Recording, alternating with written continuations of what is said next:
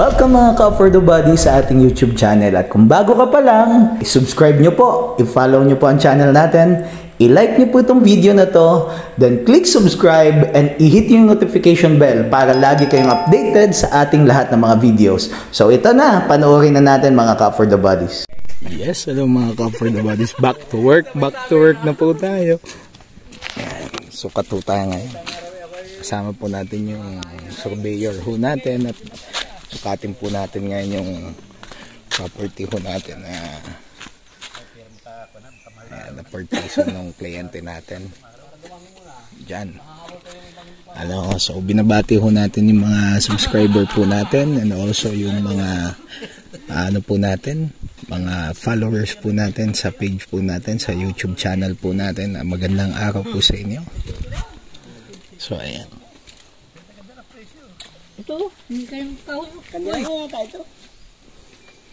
So ayan mga ka-For The Bodies, ito po ang ating geodetic engineer po.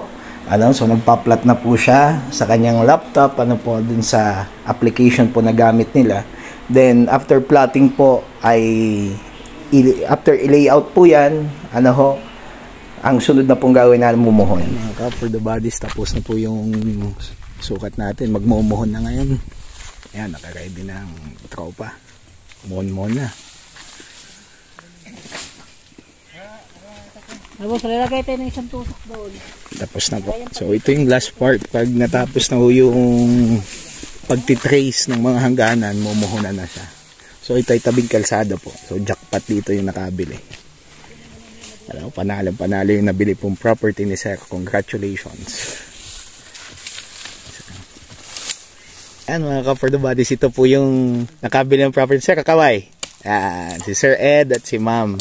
Ito yung caretaker ho nila. So ayan, magbabakod na ho sila ngayon. Ayan, ito na yung umpisa. Ayan.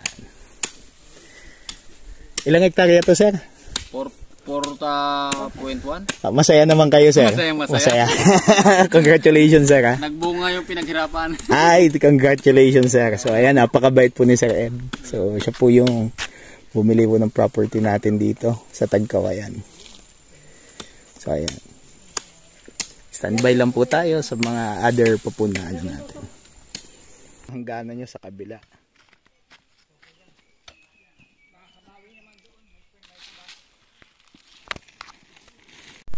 So ayan, continuous po tayo para puntahan yung kabilang dulo naman ho. So ayan, kasama natin si Sir, laban na laban yan. Yes.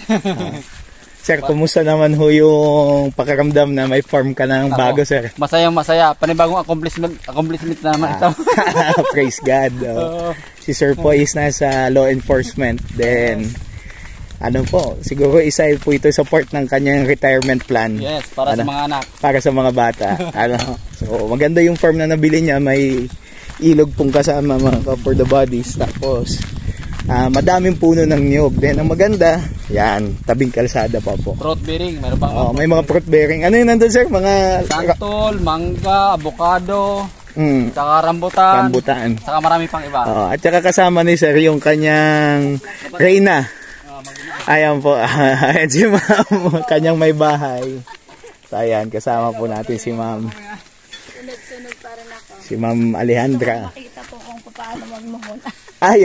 Sige ma'am, sige ma'am. Ngayon lang naka-experience. Ngayon lang talaga ma'am. So na yung property nyo na yan. Oo. So ayan, enjoy po yung mga nakabili po ng property ko natin sa nabili ko nila. So congratulations kay ma'am and sir. Congratulations po. Ayan po, may mga karatig bahay na din po sila dito.